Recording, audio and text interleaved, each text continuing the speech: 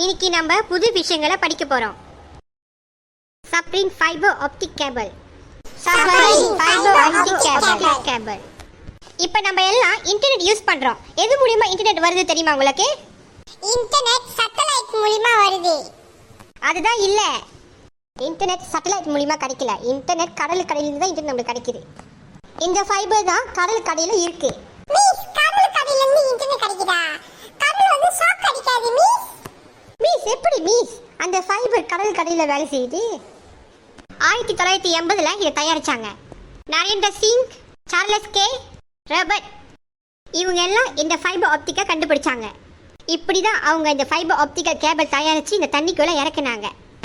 அதில் வந்து அந்த தண்ணிக்குள்ளே அந்த ஃபைபர் ஆப்டிக்கல் கேபிள் இருக்குல்ல, இப்போ அந்த ஆப்டிக்கல் கேபிள் வந்து ஏதாச்சும் மீன், ஏதாச்சும் பாம்பு, நண்டு ஏதாச்சும் கீழே அது கிட்ட போனாலும் அது கரெக்டாக வந்து எந்த பாதிப்பு வராமல் இருக்கிறதுக்கு வந்து கரெக்டான வந்து பாதுகாப்பு இதெல்லாம் வச்சுருக்காங்க. ஸோ அதனால வந்து எந்த பாதிப்பும் ஏற்படாது. இந்த கேபிள் வந்து எல்லா கடல் நாட்டுக்குள்ளே இருக்குது. ஸோ எல்லா 117 நாட்டுக்குள்ளே இந்த கேபிள் வந்து இன்டர்நெட் வந்து கிடைக்குது. ஸோ எல்லா கேபிளையும் இந்த இன்டர்நெட் வந்து வேலை செய்யுது. சப்போஸ் அந்த ஃபைபர் ஆப்டிக் கேபிள் வந்து ஏதாச்சும் ப்ராப்ளம், ஏதாச்சும் வந்து லைன் கிடைக்கலனாக்க, ஏதாச்சும் வந்து அந்த ப்ராப்ளம் ஆச்சுன்னா அவங்க வந்து இப்படி தான் வந்து தண்ணி கடலில் போயிட்டு அதை வந்து சரி செய்வாங்க. மிஸ், அப்பயே நம்ம காட்டு பகுதியெலாம் போனால் ஏன் அங்கே இன்டர்நெட் கிடைக்க மாட்டேங்குது மிஸ்? காட்டு பகுதியிலாம் போனால் இன்டர்நெட் கிடைக்காது. ஏன்னா காட்டு பகுதியில் வந்து மின்சாரம் இல்லை.